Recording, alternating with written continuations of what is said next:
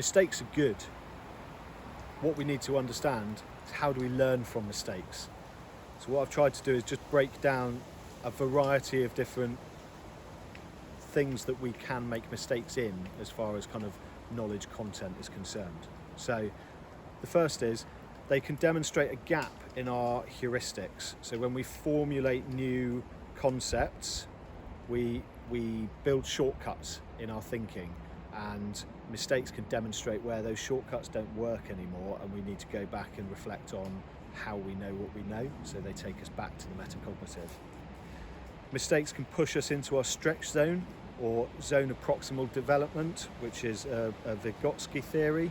So without making a mistake, we're not able to learn and stretch and develop what we actually know. It allows us to broaden our knowledge base. They can represent the discovery of cognitive dissonance, where we're trying to hold two opposing concepts in our head at the same time.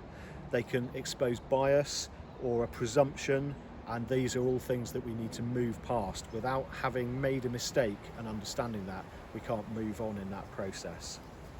They can represent a skills gap, so they reflect the way that we need to order or increase a skill set in order to develop further in our field or our practice.